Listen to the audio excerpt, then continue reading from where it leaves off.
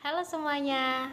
Di sini aku Harnum Anggraini dan teman-temanku akan bercerita tentang cerita rakyat Madura yang berjudul Kimoko dan Terciptanya Api Tak Kunjung Padam. Cerita ini terkenal adanya di Kabupaten Pamekasan, Madura, Jawa Timur. Pada zaman dahulu, sekitar abad 16, tahun 1605 Saka atau 1683 Masehi, hiduplah seorang pengelana penyebar agama Islam yang memiliki kesaktian yang sangat kuat. Ia adalah Kimoko yang mempunyai nama asli Raden Lingyo Kenongo. Kimoko sehari-hari kehidupannya adalah pencari ikan. Hidupnya sangatlah sederhana.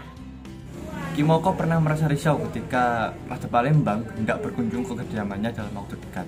Karena Raja Palembang merasa mempunyai utang karena Kimoko pernah menyembuhkan putrinya yang sedang sakit keras. Memang pada sebelumnya Kimoko terpanggil untuk mencoba membantu mengobati penyakit sang putri raja.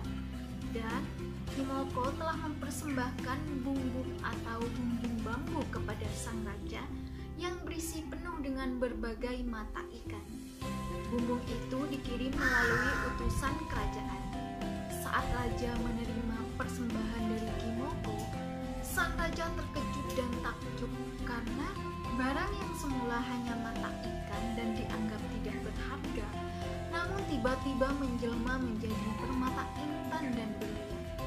Rasa terkejut, heran, dan senang itu membuat sang putri menjadi sembuh dari penyakitnya. Setelah kejadian tersebut, atas jasa Kimoko yang membantu penyembuhan penyakit putrinya, ia bermaksud membalas jasa tersebut dengan menikahkan putrinya dengan Kimoko. Mendengar berita keinginan raja itu, tentu merasa sukacita. Karena keterbatasan kemampuan menyambut sang raja, akhirnya Kimoko mencari cara agar bisa menjamu rombongan kerajaan dengan sebaik-baiknya. Dengan harapan tidak mengecewakan kedatangan sang raja nantinya. Persiapan kebutuhan telah tersiapkan. Namun, satu hal yang belum terpenuhi, yakni untuk penerangan cahaya sekitar penyambutan. Salah satunya, harus terdapat sumber api sebagai media penerangan.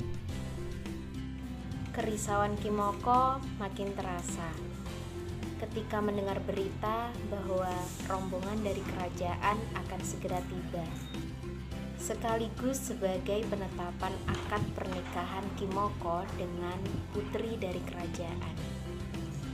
Menyambut peristiwa itu memang sangat membutuhkan suasana yang sangat menyenangkan bagi para tetamu. Apalagi tetamu yang akan datang berasal dari kerajaan.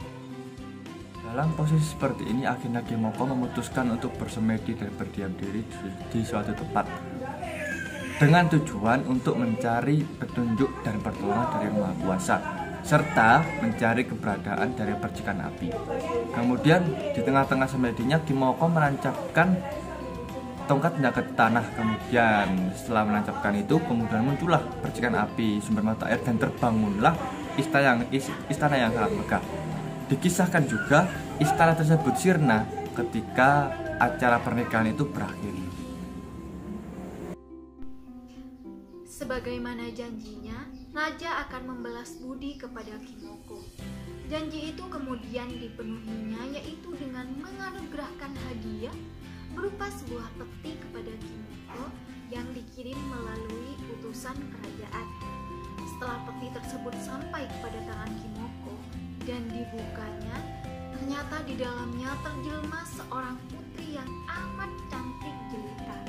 Itulah Siti Suminten, putri raja raja yang sengaja dianugerahkan kepada Kimoko untuk dijadikan sebagai istrinya. Dengan demikian, puaslah hati Kimoko, dan pelaksanaan pesta pernikahan pun dapat berjalan dengan lancar. Namun, saat upacara pernikahan usai dan segenap keajaiban pun sirna, hanya tersisa pancaran kobaran api yang tidak sirna. Melihat hal itu, Kimoko menghampiri api itu dan menyuruhnya kembali ke asalnya. Akan tetapi, sang api pun berkata, "Biarkan aku tetap di sini, menemani seluruh anak dan cucumu hingga akhir hayat." Hingga kini, percikan api tersebut masih menyala, tak kenal musim, meskipun musim hujan, musim kemarau, atau musim yang lainnya di daerah Madura. Dan hingga saat ini, percikan api tersebut pun masih dipakai untuk wisatawan berkunjung, yang mana ada dua jenis atau dua tipe api tersebut dinamakan. Yang pertama adalah apoy laki, dan kemudian ada apoy bini, yang mana apoy laki ini adalah berarti api laki-laki, dan apoy bini berarti api perempuan. Sampai kini percikan api itu terus menyala tak kenal musim.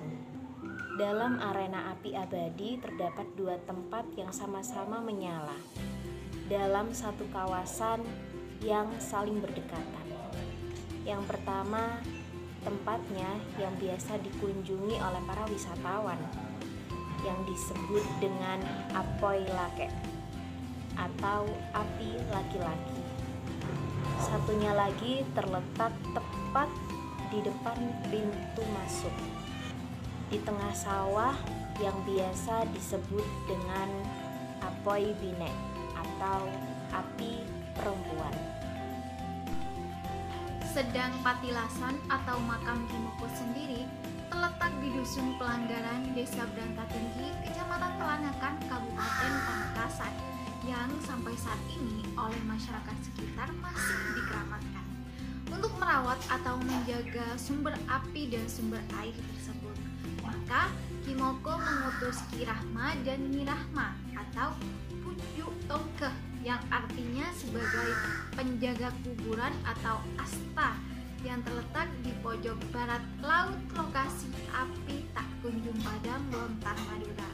Nah, begitulah cerita dari api tak kunjung padam dari kota Pamekasan, dan terima kasih sudah mendengarkan cerita kami. Sampai jumpa di cerita selanjutnya.